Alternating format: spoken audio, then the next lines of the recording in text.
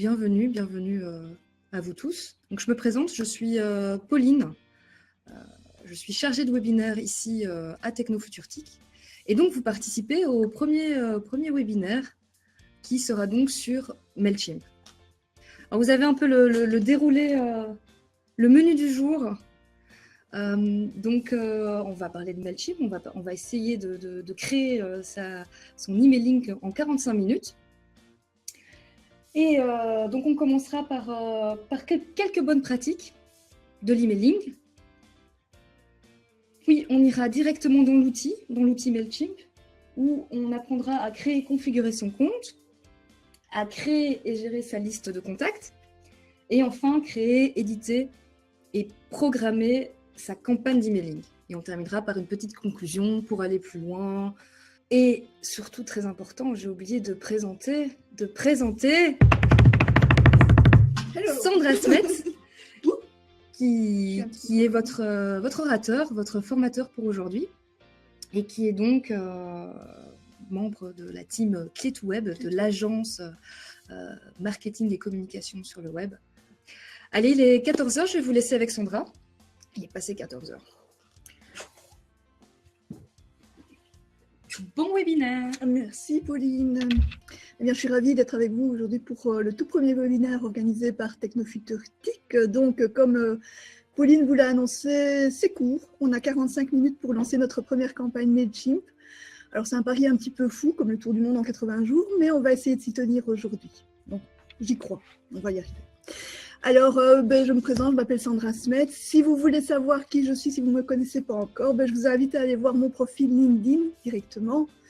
Vous allez voir, c'est un profil un peu long, un peu bizarre, parce que ça va vous parler de latin, de grec, de sanskrit, de médecine ayurvédique, et puis finalement de web marketing. Mais voilà, je vous laisse un petit peu découvrir par vous-même de quoi il retourne.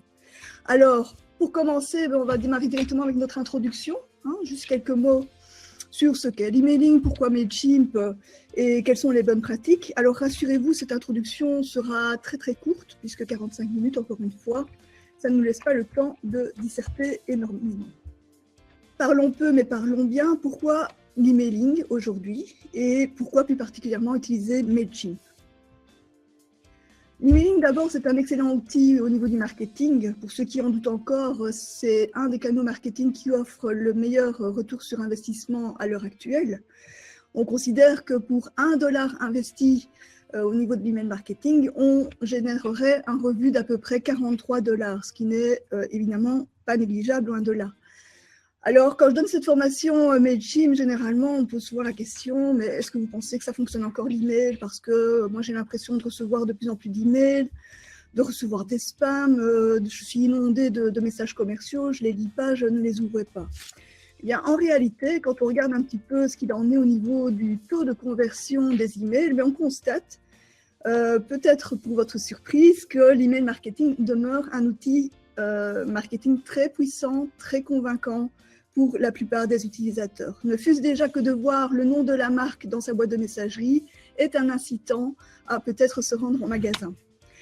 Ici, je vous livre une statistique, voilà, peut-être à prendre avec des pincettes, puisqu'on est dans un contexte européen, ce sont des statistiques américaines, mais quand même, 59% des personnes qui avaient été sondées dans cette enquête avouaient être influencées effectivement dans leur processus de décision par les mails publicitaires qu'ils reçoivent. Alors, pourquoi particulièrement Mailchimp? Je ne sais pas si vous, de votre côté, vous utilisez déjà Mailchimp. Alors, Mailchimp est effectivement symbolisé par un petit singe. Pour ceux qui ont déjà visité la plateforme, ils n'auront pas manqué l'humour bien spécifique de Mailchimp. Pourquoi Mailchimp est sympa? Parce que d'abord, il n'est pas très très cher. Pour un usage professionnel, on peut s'en sortir déjà avec un compte gratuit jusqu'à 2000 contacts et 12 000 envois par mois. Il n'est pas très compliqué. La prise en main peut se faire assez rapidement puisque justement l'objet de ce jour est de vous apprendre à utiliser Mailchimp en 45 minutes. Il n'est pas louche du tout. Donc en fait Mailchimp a une politique anti-spam assez stricte. Il est assez rigoureux au niveau de l'utilisation de sa plateforme, ce qui garantit en fait à la plateforme un certain sérieux, une certaine crédibilité. Et enfin je dirais qu'il n'est pas décevant, puisque vous allez voir que même en version gratuite, Mailchimp vous propose pas mal de fonctionnalités très intéressantes et qu'il constitue un outil très puissant d'envoi d'emailing ciblé. Les bonnes pratiques, je ne vais pas vous détailler maintenant toutes les pratiques rédactionnelles de l'emailing parce que pour ça, il faudrait un autre webinaire, mais je voulais vraiment mettre en avant ici une règle d'or en général pour l'email marketing. Vous allez devoir absolument donc envoyer le bon email à la bonne personne au bon moment. C'est un petit peu les 3 couches de votre gâteau, le chocolat, la chantilly et les fraises au-dessus. Donc, le bon email, ça veut dire quel contenu vous allez mettre dans votre email, quel message vous allez adresser à votre utilisateur. Est-ce que vous allez le renvoyer, par exemple, vers un article de blog, etc. La bonne personne, c'est comment vous allez cibler votre campagne d'email marketing. Est-ce que vous connaissez bien votre audience et est-ce que vous savez sur quels critères vous allez intéresser votre audience? Alors, on parle alors de segmentation, c'est-à-dire la façon dont vous allez couper, en quelque sorte, vos listes d'envoi, les cibler pour envoyer le contenu le plus pertinent possible à un groupe d'utilisateurs. Cette segmentation peut se faire sur des critères sociodémographiques, par exemple l'âge, le genre, le lieu. Vous avez une boutique à Charleroi, une à Mons, vous pouvez segmenter vos envois pour les habitants de Mons ou de Charleroi. Mais il y a aussi des segmentations par comportement, par exemple les pages qui ont été vues sur votre site web. Est-ce que ce sont des clients récurrents? Est-ce que ce sont des VIP, comme on les appelle, etc. Au bon moment, c'est-à-dire, où en est-il votre utilisateur dans son parcours par rapport à votre marque? Est-ce qu'il vous connaît déjà très bien? Est-ce que c'est un client récurrent? Est-ce qu'il en est au processus de décision d'achat ou est-ce qu'il faut encore un petit peu l'éduquer pour l'amener à ce processus de décision d'achat? Donc, où en est-il exactement? Est-ce que vous avez besoin de l'alimenter avec des contenus informatifs avant de le diriger vers une action précise à effectuer sur votre site web? Donc, quand je parle de bon moment, il ne s'agit pas ici vraiment du moment de l'envoi. Ça aussi, c'est une question qui revient souvent en formation. Quel est le meilleur jour pour envoyer ces emails? Alors, tout va dépendre du secteur d'activité dans lequel vous exercez. Si vous êtes dans un secteur plutôt orienté loisirs, shopping, etc., le fait que les emails soient envoyés le week-end ne va pas vraiment poser problème. Par contre, si vous êtes plutôt dans du B2B, comme on appelle ça, c'est-à-dire vous faites des affaires en direct avec des entreprises, il sera sans doute préférable de viser les heures d'ouverture et les jours ouvrables des entreprises, donc c'est-à-dire du lundi au vendredi, généralement entre 9h et 17h. Donc ça, ce sont un petit peu les grandes lignes. Ceci dit, cette question du meilleur jour ou du meilleur moment pour envoyer une campagne d'emailing est de moins en moins importante, capitale, je vais dire, au niveau de votre campagne d'email marketing, puisque vous en avez tous fait l'expérience. Aujourd'hui, on ouvre de plus en plus nos emails un petit peu à tout moment de la journée grâce à l'utilisation du mobile particulièrement. Donc voilà, c'est une réponse qu'on peut tout à fait nuancer, donc aucune contrainte particulière. C'est souvent le bon sens qui va vous guider et surtout le testing. Donc ça, je ne peux que trop vous encourager à tester différents moments, voir ceux qui fonctionnent le mieux et c'est au bout d'un certain temps, vous verrez effectivement quel moment correspond le mieux à votre public cible. On repasse à une autre bonne pratique sur laquelle je voulais absolument insister aujourd'hui. C'est la question des bonnes pratiques au niveau légal, je vais dire, et au niveau des règles anti-spam. Donc, on a créé une belle campagne d'emailing, on a bien ciblé le message, le contenu, le moment, etc. Il serait dommage que notre email passe directement à la trappe et tombe dans les spams. Donc, pour éviter que notre mail ne tombe dans les spams, il faudrait respecter toute une série de bonnes pratiques, puisqu'en fait, votre messagerie email, elle va attribuer des mauvais points aux mauvaises pratiques. Et c'est l'accumulation de tous ces mauvais points qui va faire que votre email va directement tomber dans la boîte des spams. Alors, la pratique essentielle pour moi, c'est la première dans cette liste, c'est avoir une base de données propre. Donc ça, c'est très très important. Faites bien attention à votre liste de contacts. Et je pense que là, je réponds déjà en partie à une des questions qui est posée. Il est très important d'obtenir les emails des personnes sur une base volontaire, explicite, et que l'utilisateur sache à quelle fin va être utilisé son email. Donc ça, on y reviendra un petit peu plus tard.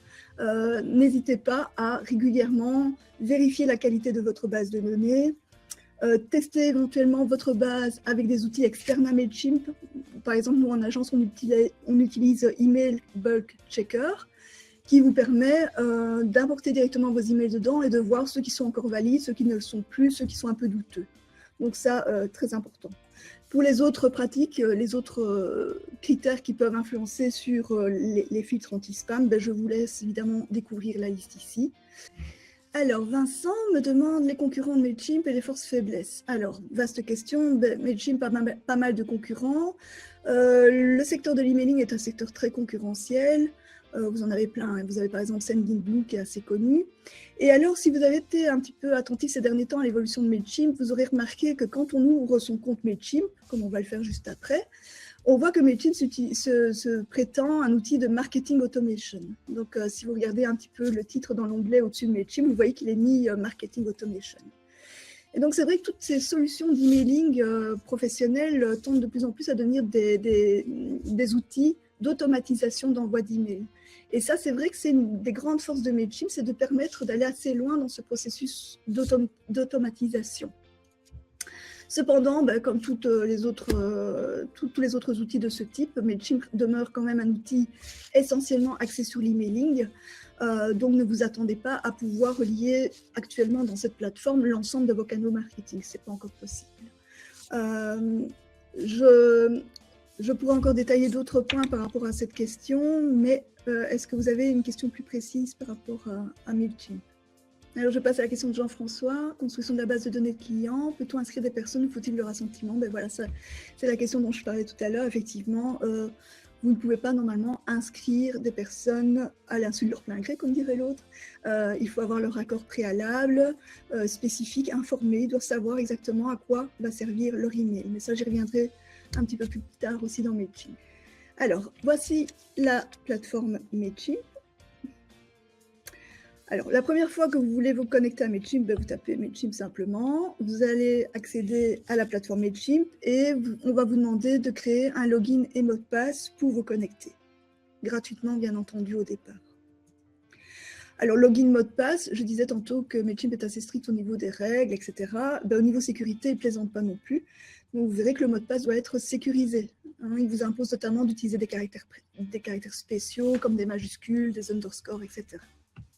Donc, c'est un premier gage de sérieux, évidemment, choisir un mot de passe sécurisé.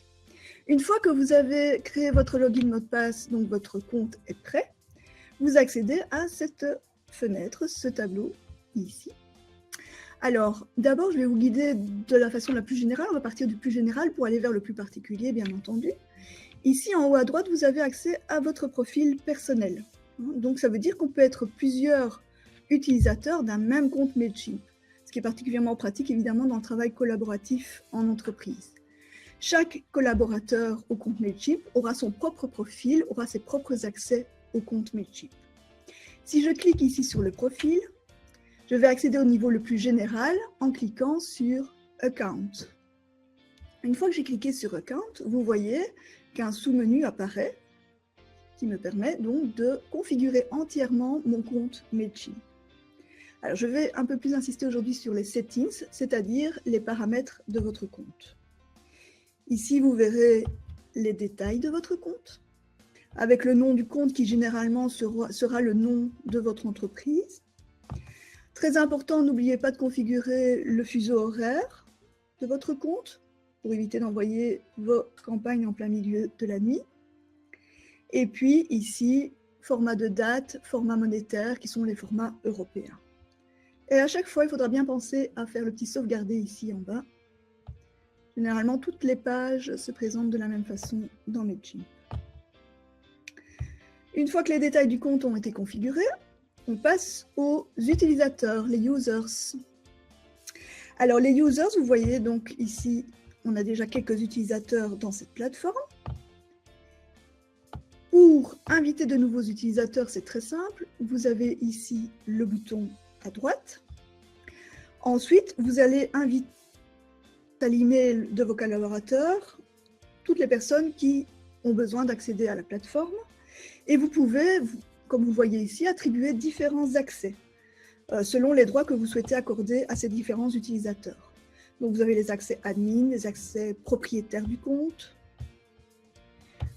Voilà, il y a aussi éditeur. Vous pouvez aussi donner un accès éventuellement à vos clients, un accès qui sera limité à la consultation des rapports de campagne, par exemple. Donc, c'est très pratique. Contact Information, c'est un autre onglet assez important à configurer dès le départ. Donc, vous avez ici un récapitulatif de votre profil, du compte principal, donc la personne de contact de ce compte, et les données ici de paiement, etc. Et tout en bas, vous voyez, quand vous aurez créé vos premières listes de contacts dans Mailchimp, vous aurez un récapitulatif complet de toutes les listes de destinataires qui ont été créées, avec à chaque fois le nom de contact pour cette liste-là, le nom de l'entreprise, l'adresse, l'email et le Permission Reminder sur lequel on reviendra dans un instant. Voilà, l'essentiel de la configuration a été fait.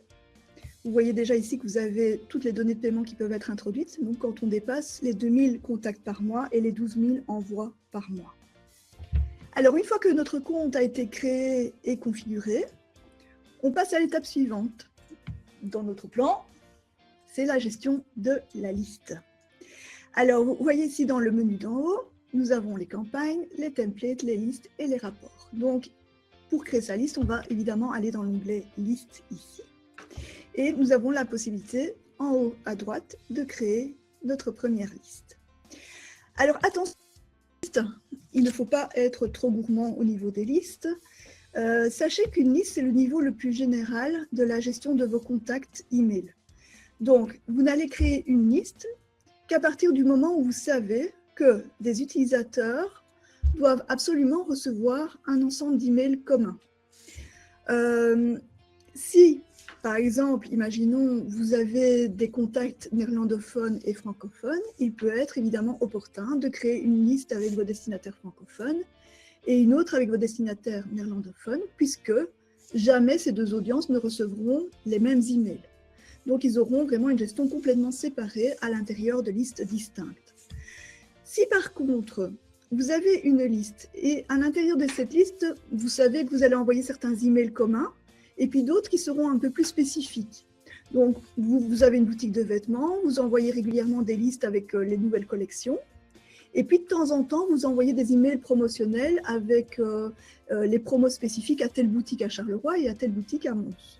Dans ce cas, vous n'allez pas créer des listes différentes. Vous allez créer une seule liste, mais à l'intérieur de cette liste, vous allez créer ensuite ce qu'on appelle des segments. Des segments, si vous voulez, ce sont des sous-ensembles de votre liste basés sur des critères soit sociodémographiques, soit comportementaux. On en a parlé très brièvement tantôt dans l'introduction. Et en fait, ces critères vont se présenter sous la forme d'une liste de conditions.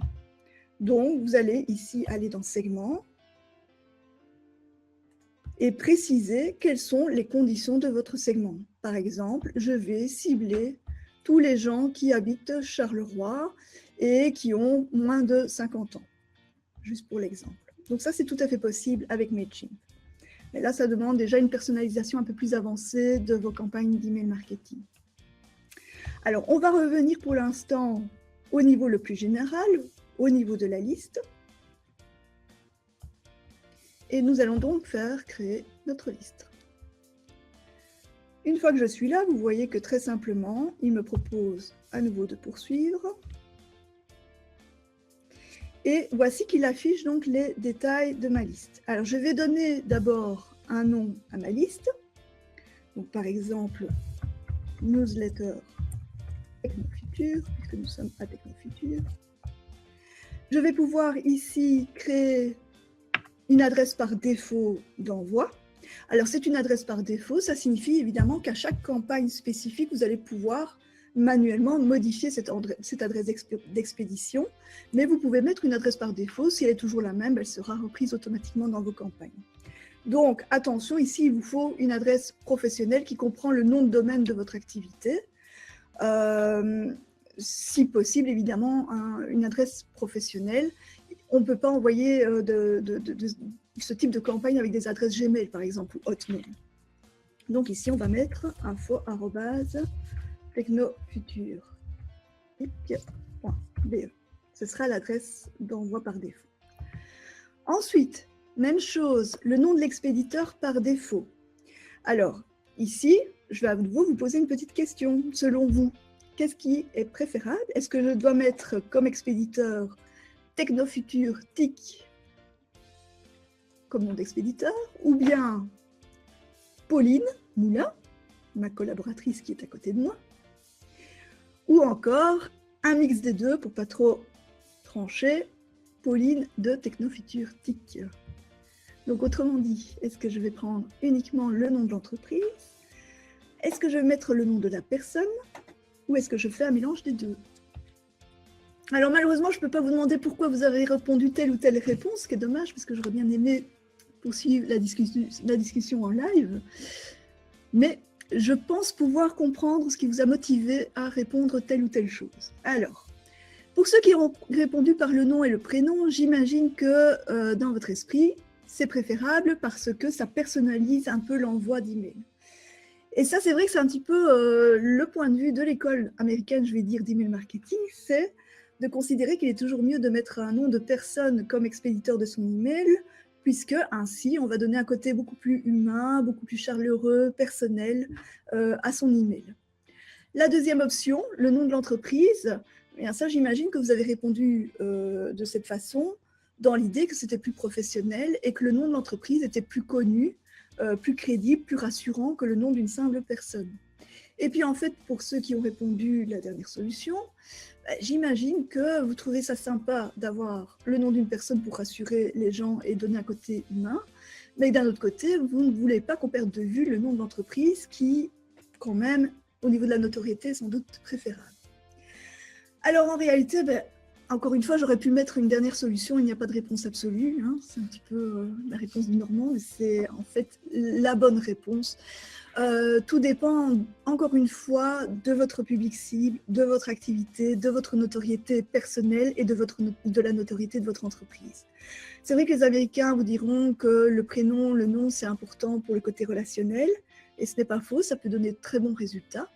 Mais évidemment, si on ne vous connaît pas à titre personnel, si vous êtes une grande entreprise qui a pignon sur rue comme Microsoft par exemple, le nom de Microsoft est beaucoup plus connu que le nom de Pauline Moulin, ça c'est clair. Donc tout dépend un petit peu de votre notoriété à la base. Alors nous on a testé auprès de nos clients parce qu'on aime bien quand même de tester, de ne pas trop se baser sur ce que les théoriciens racontent. Et c'est vrai que sur le marché belge, avoir uniquement le prénom et le nom de la personne, bien ça ne fonctionne pas énormément la plupart du temps. Nos clients, et plus précisément leur audience, aiment bien avoir un rappel du nom de l'entreprise qui envoie l'email, sans doute pour le facteur justement notoriété. Donc généralement, nous ce qu'on pratique, c'est la dernière solution, mettre un prénom et le nom de l'entreprise, ou bien uniquement le nom de l'entreprise. Et généralement, on obtient de meilleurs résultats de cette façon-là. Mais donc, bravo à chacun parce que effectivement, en fait, personne n'a réellement tort dans ce débat.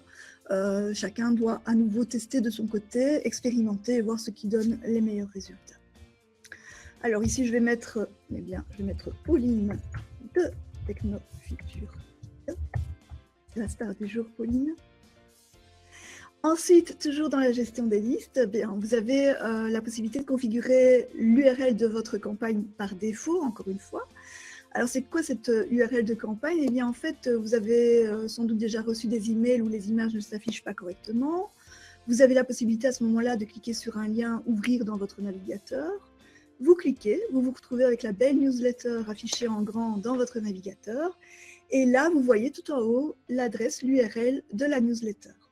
Et donc, ici, idéalement, n'hésitez pas à mettre aussi votre nom de domaine directement après le / de Mailchimp pour rappeler le nom de votre entreprise ou de votre marque. Et j'en arrive à un point très important ici, c'est un peu la partie mal aimée de l'email marketing, c'est l'aspect légal. Hein. Si vous regardez Fort Boyard, vous connaissez Duralex, c'est Lex, donc la loi est dure, mais c'est la loi et nous devons tous nous y plier. Et il faut savoir qu'au niveau européen, la législation est de plus en plus stricte au niveau du traitement et de la collecte des données, et donc nous sommes tenus d'informer l'utilisateur sur la façon dont nous avons récolté leur adresse email et sur la façon dont nous allons utiliser cette adresse email. Et donc, ici, Mailchimp nous impose de rédiger ce qu'il appelle un Permission Reminder, donc un rappel de l'autorisation qui a été accordée pour envoyer justement des campagnes d'emailing.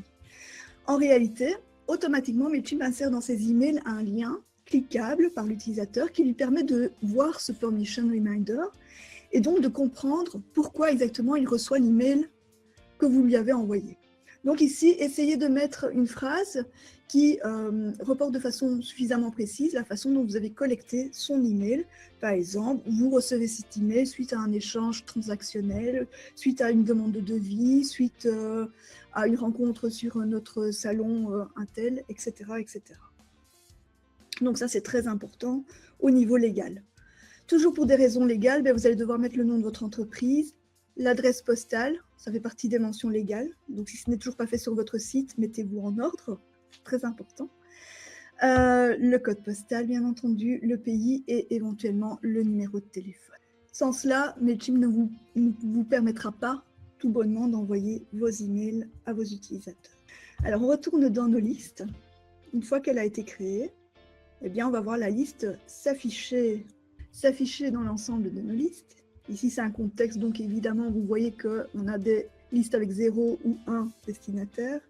C'est juste pour la démonstration. Alors, on accède à notre liste en cliquant dessus. Pour importer des contacts, tout naturellement, on va aller ici dans Add Contacts, ajouter des contacts. Et soit je vais ajouter mes contacts un par un, ou bien, plus logiquement, et je suppose que vous faites tous comme ça, on va importer directement ces contacts. Quand je veux importer mes contacts, il me propose différentes solutions. Personnellement, celle que je trouve la plus simple, c'est simplement de copier-coller depuis un fichier Excel. Vous copiez toutes les colonnes de votre fichier Excel et vous sélectionnez ceci. Puis vous vous laissez guider par Mailchimp et vous poursuivez. Donc vous voyez ici, vous n'avez qu'à copier-coller dans ce cadre directement et poursuivre toujours les étapes. Un petit conseil, essayez évidemment que votre liste en dehors de Mailchimp soit la plus proche possible de votre liste dans Mailchimp. Donc, que les champs des colonnes correspondent effectivement aux champs que vous souhaitez voir apparaître dans Mailchimp. Tout ça, évidemment, pour pouvoir par la suite personnaliser éventuellement vos envois. Tout à l'heure, je parlais de l'exemple, je veux cibler les gens qui habitent Charleroi. Ça veut dire que dans mon Excel, je dois avoir une colonne avec la commune dont sont issus mes contacts. Et aussi, dans Mailchimp, je dois prévoir évidemment d'importer cette colonne lors de l'import des contacts. Plus vous allez segmenter et cibler, plus vos campagnes devraient afficher de bonnes performances au niveau de l'ouverture du clic et de la conversion. Alors, il nous reste le dernier point à aborder pour être dans les temps, c'est de créer, éditer et programmer notre campagne. Vous l'aurez compris, on va retourner ici dans le menu principal tout en haut et on va cliquer sur campagne. Alors, Mailchimp a pas mal évolué ces derniers temps. Pour ceux qui connaissent un tout petit peu la plateforme, vous n'êtes peut-être pas habitué à cette présentation de Mailchimp qui est en train d'évoluer pas mal depuis quelques temps. Mailchimp va dans le sens d'une plus grande aide en fait à l'utilisateur. Il essaye déjà de catégoriser de façon un peu plus claire ici à gauche par des raccourcis.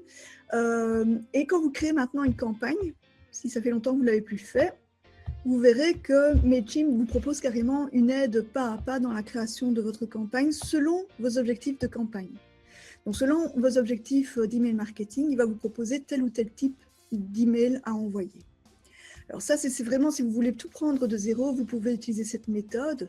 Nous, en agence, on préfère quand même configurer par nous-mêmes sans trop se laisser prendre par la main. Et donc, on va directement cliquer sur « Créer un email » ici, en bas à gauche. Alors, créer un email, vous voyez, vous avez 4 options en haut. On va ici pour l'exercice du jour, partir d'une campagne tout à fait régulière, normale, sans aucune spécificité, ce qu'on appelle une campagne régulière. Et donc ici, on va mettre un nom à notre campagne. Alors, ce nom de campagne, il ne sera pas vu par vos utilisateurs, c'est simplement le nom que vous allez utiliser en interne pour vous y retrouver dans vos différentes campagnes. Donc ici, pour l'exemple, je mets simplement campagne test. Première étape, choisir la liste de vos contacts qui va recevoir cette campagne. Alors, vous voyez que Mailchimp ici est particulièrement intuitif pour la première prise en main, puisqu'il vous met carrément un fil d'Ariane en bas, qui va vous permettre de passer d'étape en étape jusqu'à la confirmation, la validation et l'envoi de votre campagne d'emailing. Et évidemment, via ces différents liens en bas, vous pourrez facilement revenir à une étape précédente si c'est nécessaire. Tant que la campagne n'a pas été envoyée, tout peut être remodifié. Donc ici, je choisis d'abord ma liste de recipients en anglais, donc ma liste de destinataires. Je prends celle-ci. Vous voyez que je peux envoyer ma campagne à l'entièreté de la liste ou bien à un segment. Si je clique ici, que se passe-t-il? Hop, il me propose et ça aussi c'est assez récent dans Mailchimp, il me propose des segments prédéfinis.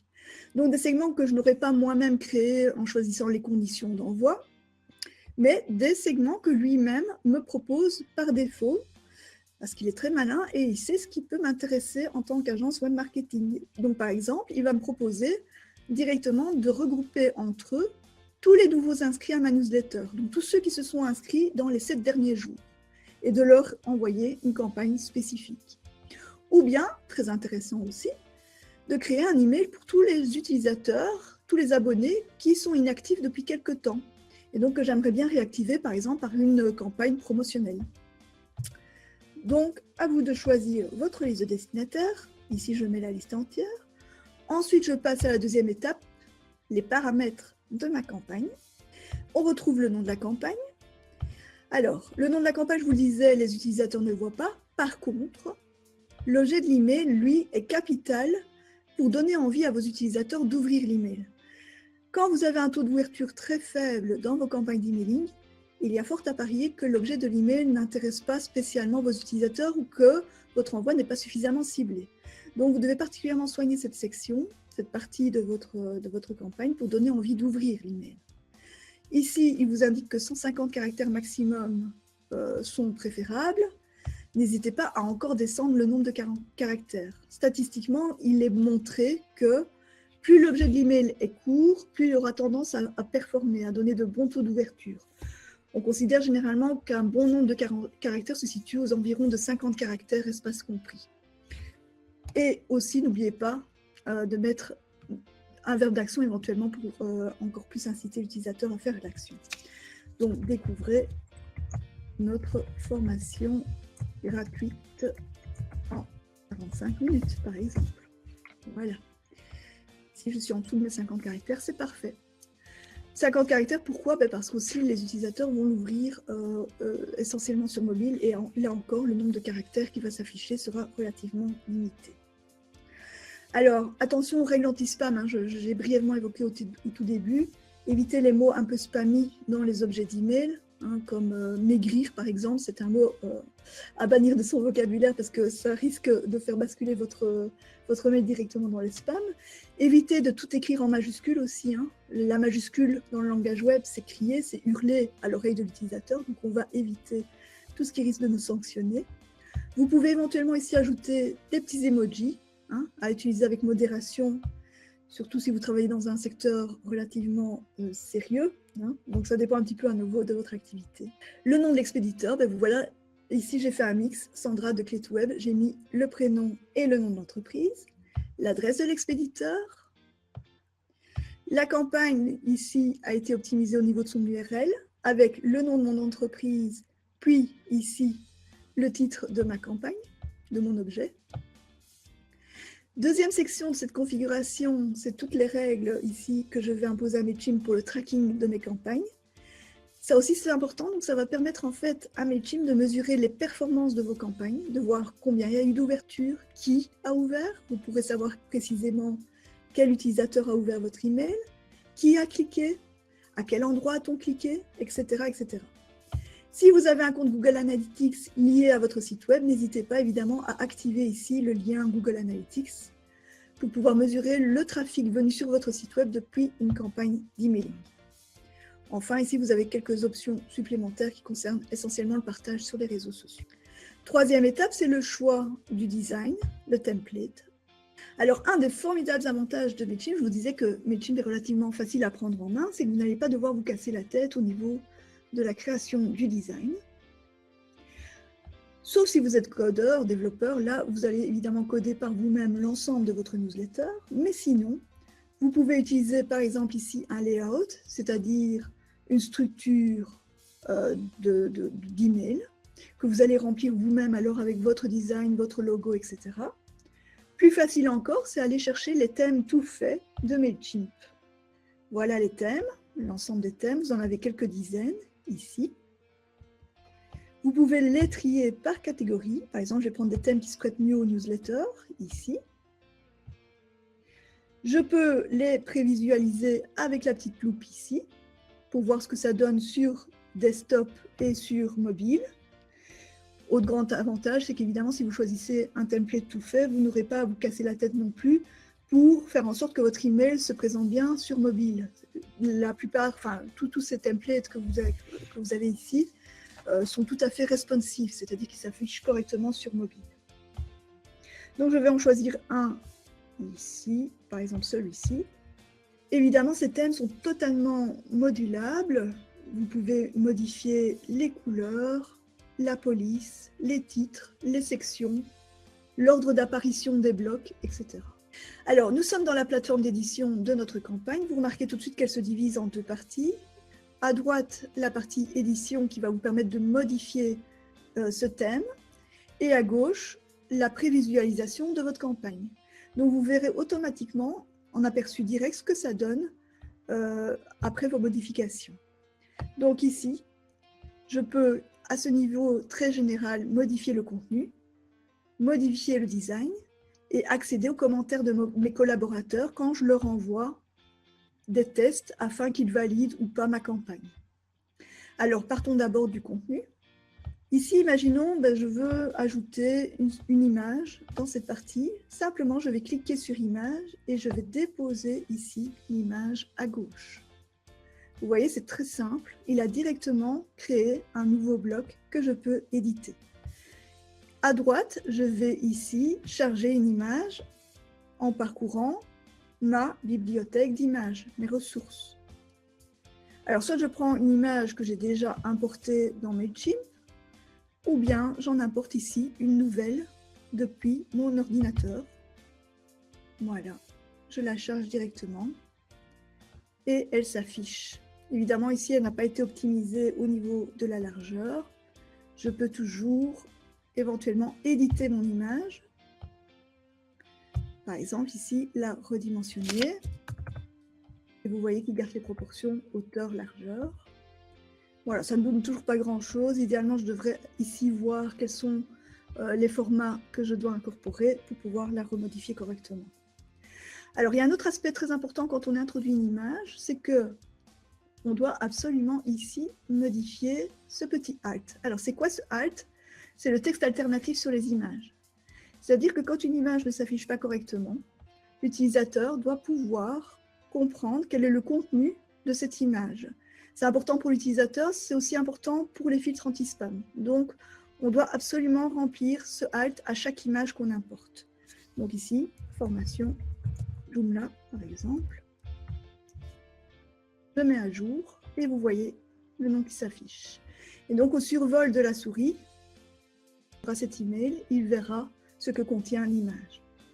Une autre donnée intéressante, c'est d'ajouter évidemment un lien cliquable. Si je vais sur Link, eh bien, vous voyez, il me reste ici à ajouter l'adresse email de la page vers laquelle je veux rediriger cette image.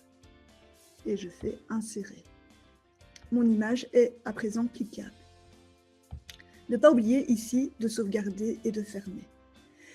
Pour chaque contenu que vous allez intégrer, généralement, il y a une partie un petit peu aussi de configuration à droite ici, qui va vous permettre éventuellement de modifier la façon dont ça s'aligne, modifier les marges, etc., etc. J'ai ajouté une image, je peux aussi simplement ajouter des boutons pour partager sur les réseaux sociaux. Voilà. Et il me demande ici, hop, quel texte je veux mettre sur les boutons de partage sur les réseaux sociaux. Je peux modifier les parties qui existent déjà dans ma newsletter. Ici, je clique sur mon texte. Vous voyez, il y a un petit crayon. Je peux dupliquer le bloc, je peux supprimer le bloc, ou je peux éditer mon texte ici à droite. Ici, ça ressemble très fort à n'importe quelle plateforme d'édition de texte. Je peux mettre en gras. Je peux ajouter des images. Je peux ajouter un lien cliquable vers mon site web, ou bien mon adresse email pour une demande de contact, etc., etc. Donc, vous voyez, toutes les parties sont éditables de cette façon, simplement en cliquant sur les différentes sections. Et si je veux modifier le design global, eh bien, je vais dans mon design et je modifie ici, par exemple, le fond de couleur. la police de caractère, etc., etc. Voilà, une démarche très intuitive. Ça demande juste un tout petit peu de prise en main au départ, mais c'est franchement très facile, très agréable à utiliser. Et tout en haut, vous voyez ici que Mailchimp incorpore directement un lien qui permet d'ouvrir l'email dans son navigateur au cas où ça ne s'ouvre pas correctement. Il reste, dernier point à confirmer, quand votre campagne est prête. Il me dit qu'il y a un problème, je m'en doutais, parce que je n'ai pas changé les messages par défaut de mon emailing, donc il se doute bien qu'il y a un petit problème au niveau de ma campagne. Et puis ici, il me dit qu'en plus, ma liste est complètement vide, donc forcément, il ne saura pas envoyer ma campagne. Donc vous voyez ici, en fait, dans cette étape de confirmation, Mailchimp vous donne un petit récapitulatif de tous les paramètres de votre campagne afin que vous puissiez éventuellement corriger ce qui n'est pas correct. Quand vous êtes satisfait, il vous restera soit à programmer votre envoi ici dans Schedule, donc là, vous pourrez programmer le jour et le moment qui vous convient, ou bien vous l'envoyez directement si vous sentez que c'est prêt. Donc, vous voyez, on a assez rapidement pris en main l'outil. On a vu comment gérer nos listes, on a vu comment créer notre campagne, l'éditer, la programmer. Il nous reste maintenant à voir un petit peu vos questions. Je vois déjà une question ici qui est relative en fait aux listes d'envoi. Donc, on revient un petit peu en arrière. Donc, effectivement, normalement, vous ne pouvez pas envoyer, Jean-François, de campagne Mailchimp depuis une adresse Gmail ou Hotmail. Il y a quelques temps, Mailchimp l'autorisait encore, mais à présent, ce n'est plus possible. Donc, vous allez devoir acheter un nom de domaine qui comprend le nom de votre activité professionnelle. Je l'ai fait récemment. Il faut savoir qu'il y a des solutions très, très bon marché. Ici, la solution que j'ai trouvée était d'un prix dérisoire. Je crois que c'était 3 € pour l'ensemble de l'année pour avoir une adresse email professionnelle. Donc, chez OVH en particulier. Donc voilà, c'est effectivement une contrainte, mais c'est toujours dans un but de sécurité et de professionnalisme. Alors, est-ce qu'il est judicieux de publier sa newsletter sur les réseaux sociaux, Thibaut? Ce nom-là m'est familier, on s'est déjà vu en formation, je me souviens. Donc, effectivement, Mailchimp offre la possibilité de programmer automatiquement la publication de ses newsletters sur Facebook, sur Twitter.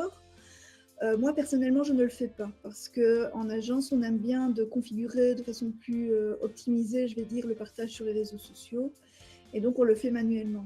On sait bien qu'un partage sur Twitter ne vaut pas un partage sur Facebook. Donc, chaque réseau a sa propre façon de communiquer, son ton, sa structure. Donc, on le fera de façon plus professionnelle en personnalisant chaque partage. Alors, Jean-François me demande s'il est possible de relire avant envoi. Alors oui, faites-le absolument. C'est même pas est-ce qu'il est possible, c'est une obligation. On sait bien que les erreurs arrivent vite. Donc c'est pour ça que je vous montrais la possibilité d'éventuellement envoyer un email test à vos collaborateurs, à vos clients, pour pouvoir le valider avant envoi. C'est essentiel. C'est une des grandes forces justement de Mailchimp, c'est vous permettre de tester facilement. Ici, déjà, vous avez la possibilité d'entrer dans un mode preview, donc de prévisualiser votre campagne. Vous pouvez prévisualiser ce que ça donne sur desktop et sur mobile. En version payante, vous pourrez aussi tester différentes messageries comme Gmail, Hotmail, etc. pour voir ce que ça donne dans chacune. Et après ce preview, vous pouvez envoyer un test email ici. Donc simplement, vous allez mettre les adresses des personnes à qui vous souhaitez envoyer ce test. Vous pouvez les cocher dans une liste, d'accord ? Envoyer, vous pouvez même mettre un petit message si c'est un test que vous envoyez à votre client par exemple. Et donc cette personne va recevoir la campagne en test, donc elle ne sera pas envoyée véritablement, c'est simplement un test qui lui parvient, c'est signalé par des crochets test à l'intérieur qui indiqueront bien que c'est simplement une première ébauche, et elle peut commenter directement, répondre à ce test, et les commentaires apparaîtront ici dans la partie feedback de votre campagne. Donc ça, c'est indispensable. Les fautes, les erreurs de lien, les boutons qui ne fonctionnent pas, tout ça, ce sont des erreurs qui arrivent très très vite. Donc il faut absolument à chaque envoi bien vérifier que tout est correct par cette série de tests. Une vaste question qui m'est posée par Léna, comment augmenter le nombre de ses abonnés? Alors là, c'est effectivement une très vaste question. On rentre vraiment là dans la stratégie marketing pour faire ce qu'on appelle du lead generation, donc de la génération de leads. Et c'est indispensable parce qu'effectivement, vos bases de données d'emailing, je ne sais pas si vous avez déjà eu le cas, l'expérience, elles ont tendance à s'user un petit peu au fur et à mesure du temps. C'est une usure naturelle. Vous avez certains abonnés qui ne s'intéressent plus à vos produits au bout d'un certain temps, ou bien des adresses qui ne sont plus valides, etc. Et donc, vous allez devoir régénérer progressivement et constamment vos listes d'emailing pour toujours avoir une base de données suffisamment puissante et fiable. Et donc, il existe différentes méthodes. J'ai déjà évoqué un tout petit peu tout à l'heure la possibilité d'intégrer votre formulaire d'inscription dans votre site web. Vous pouvez lier ça évidemment à des campagnes publicitaires sur les réseaux sociaux, par exemple, en mettant derrière une action promotionnelle spécifique. Vous pouvez créer ce qu'on appelle des landing pages en marketing, c'est-à-dire des pages de capture. Vous avez tous déjà vu ça. Par exemple, vous arrivez sur une page où vous souhaitez télécharger un catalogue ou un coupon de réduction et on vous demande vos prénoms, noms, email. Et bon, ça, c'est vraiment un outil fantastique pour générer des leads. Mais évidemment, respectez toujours les règles légales, à savoir d'informer les gens sur l'utilisation qui sera faite de leur email suite à cet envoi. Est-ce fiable pour une entreprise de se contenter de la version gratuite? Oui, c'est tout à fait fiable. Tout dépend du nombre d'utilisateurs que vous avez, du nombre d'envois que vous avez mensuellement. Je connais des entreprises qui ont moins de 2000 contacts dans leur liste et qui fonctionnent très bien avec la version gratuite. Vous avez déjà accès à la plupart des fonctionnalités Mailchimp en version gratuite. Tout à l'heure, vous parlez du marketing automation, donc l'automatisation des envois. Avant, Mailchimp le réservait à la version payante. Aujourd'hui, c'est accessible à la version gratuite. Donc, pas de souci pour partir en version gratuite. Et en tout cas, testez d'abord l'outil en version gratuite pour voir si, évidemment, ça répond à vos attentes. Pour le formulaire d'inscription sur un site web, comment le mettre en avant? La fenêtre pop-up. Effectivement, la fenêtre pop-up n'est pas pour moi la meilleure solution au niveau ergonomique. Tout le monde sait à quel point ça peut être casse-pied de tomber sur un site et d'avoir une pop-up qui s'ouvre. Moi, personnellement, ça a tendance à me faire fuir, donc je ne sais pas si vous aussi. Donc, j'évite le pop-up. Par contre, comme je le disais tout à l'heure, la landing page, ça peut être intéressant. Dans une page contact, évidemment, c'est la place naturelle pour avoir un formulaire d'inscription à une newsletter. Éventuellement dans le footer, s'il est suffisamment visible, si la box d'inscription à la newsletter est suffisamment visible, donc vous devrez peut-être travailler un petit peu le design pour le faire ressortir. N'hésitez pas, dans tous les cas, à donner un petit incitant pour que les gens aient envie de s'inscrire à votre newsletter. N'hésitez pas simplement inscrivez-vous à ma newsletter. Essayez de rendre ça un petit peu plus engageant en expliquant un petit peu tous les bénéfices qu'ils pourront tirer de cette newsletter. Ici, évidemment, c'était très court, je vous l'avais annoncé dès le départ. Donc, on a vu les bases de Mailchimp. J'espère avoir convaincu sur la facilité d'utilisation de Mailchimp. J'espère que vous aurez aussi vu que c'est tout à fait possible en 1 heure de déjà acquérir les bases pour créer son premier email, sa première campagne. Après, évidemment, on peut aller beaucoup plus loin. Donc, l'efficacité de l'email marketing, comme je le disais au tout début, n'est plus à démontrer. C'est une efficacité prouvée, c'est aussi bon que Vanish quelque part, ça marche aussi bien, à condition de respecter certaines règles, bien entendu. Ce serait trop facile de se dire qu'il suffit d'envoyer des emails pour avoir des clients qui affluent en magasin.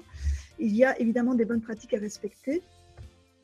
Alors, parmi ces bonnes pratiques, et là je rentre plutôt justement dans les considérations plus en stratégie marketing, tactique marketing à un niveau beaucoup plus global, c'est, comme je le disais tout à l'heure, de générer régulièrement des leads de façon permanente, constante, c'est-à-dire essayer d'acquérir de nouveaux emails de qualité, et j'insiste bien sur le mot qualité. Donc, des personnes qui vont effectivement s'inscrire à votre newsletter ou à votre emailing de façon tout à fait informée, et parce qu'elles savent qu'elles vont pouvoir en tirer de l'information pertinente pour leur activité. Faire du lead nurturing, c'est-à-dire continuer à couver vos utilisateurs pendant un certain temps si c'est nécessaire. Donc, par exemple, dans mes clients, j'ai un client qui vend des piscines. C'est un produit qui demande quand même une certaine maturité. On ne commande pas une piscine du jour au lendemain. Donc, il faut pouvoir informer régulièrement les utilisateurs avec du contenu de qualité. C'est de la stratégie de contenu.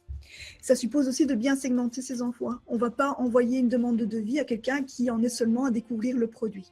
Donc, le ciblage, la segmentation, ce sont des choses primordiales.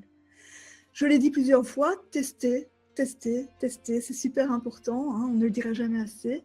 Il n'y a pas de règle absolue, généralement en marketing, c'est vraiment de l'expérience avant tout.